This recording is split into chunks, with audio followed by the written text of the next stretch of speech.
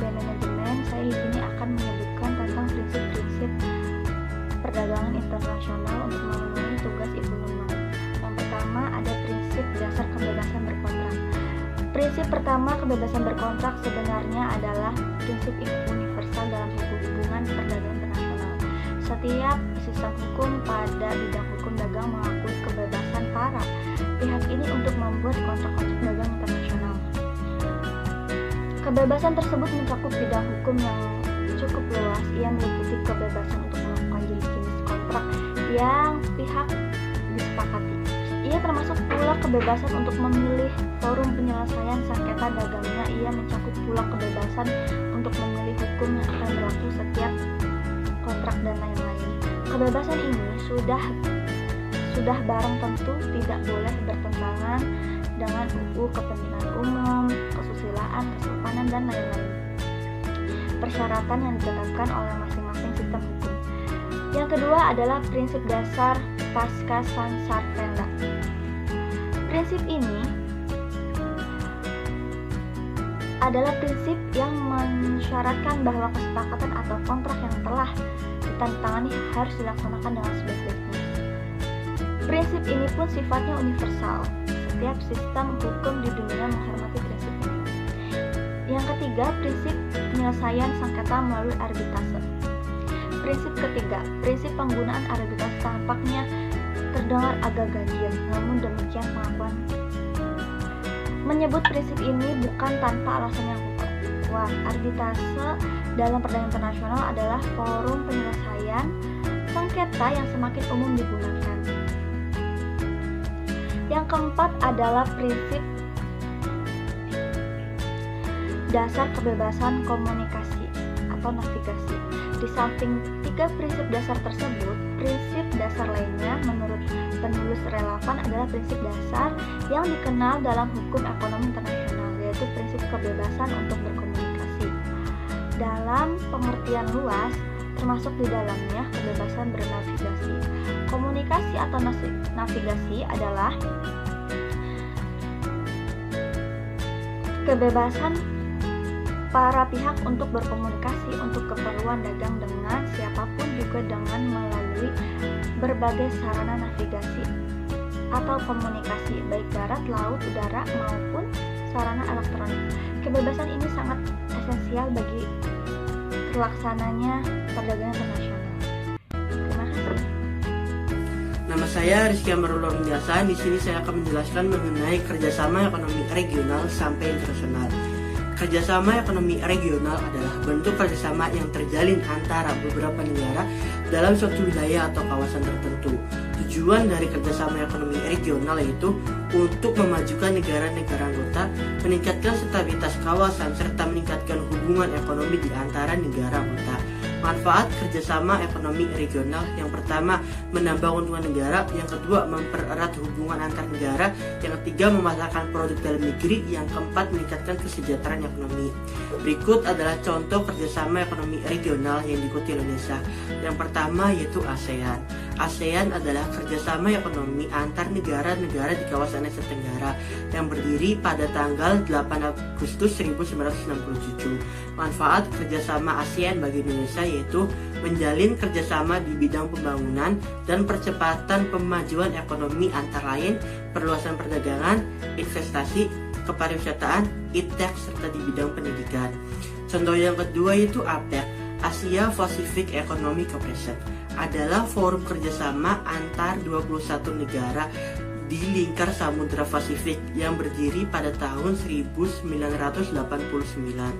Adapun manfaat APEC bagi Indonesia yaitu sebagai sarana peningkatan investasi. Contoh yang ketiga itu AFTA.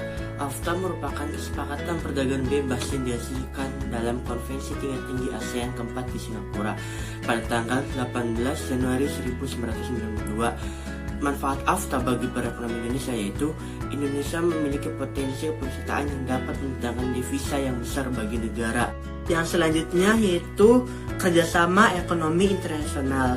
Kerjasama ekonomi internasional adalah kerjasama yang menunjukkan hubungan antar negara dalam bidang ekonomi dengan dasar kepentingan tertentu.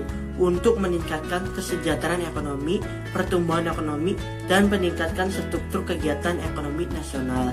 Manfaat kerjasama ekonomi internasional yaitu memperkuat dan meningkatkan kerjasama ekonomi, perdagangan, investasi di antara para anggota.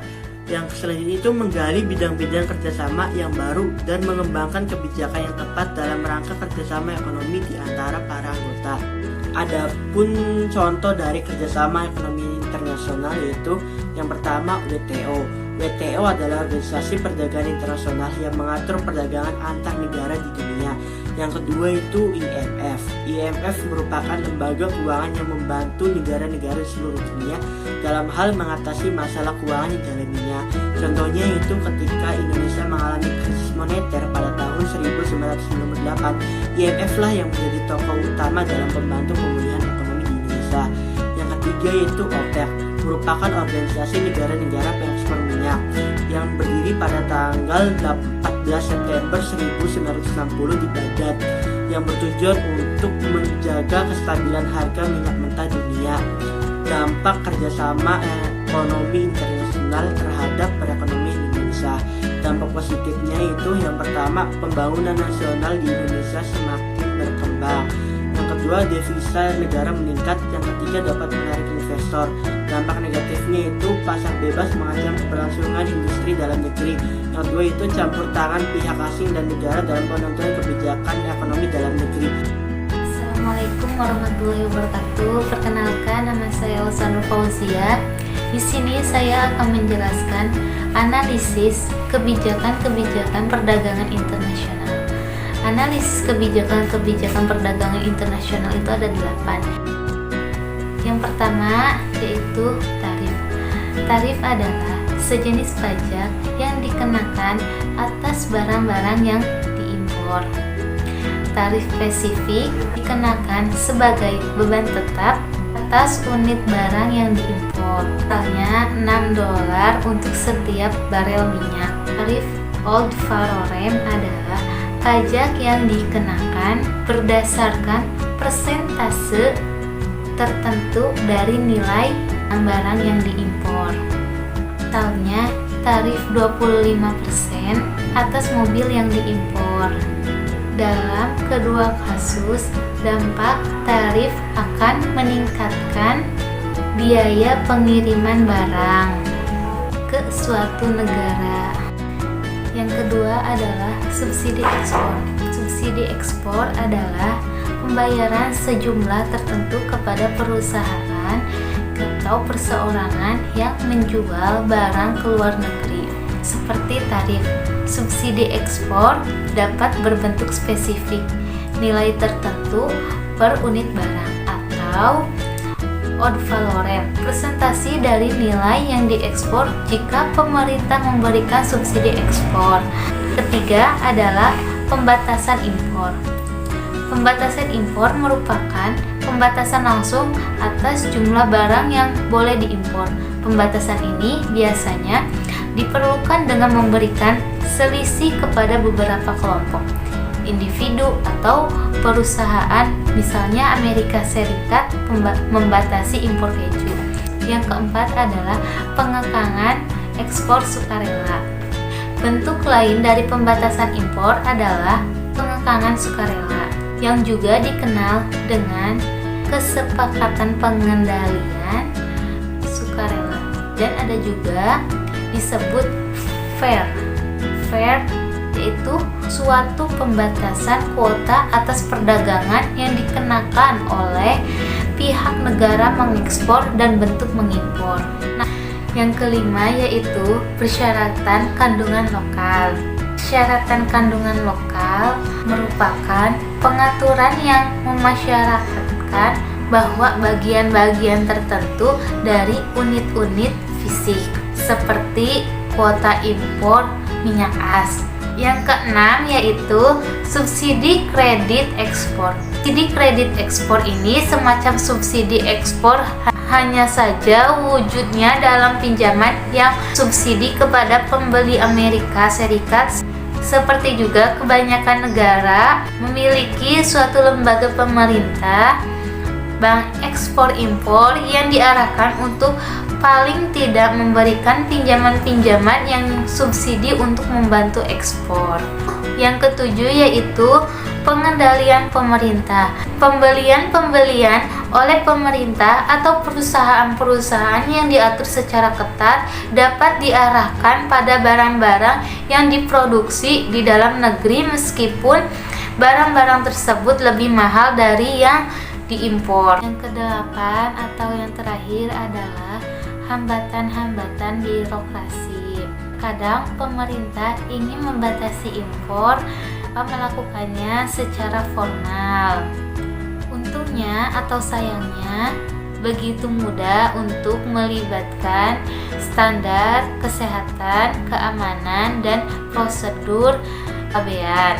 Sedemikian rupa sehingga merupakan perintah dalam perdagangan. Terima kasih.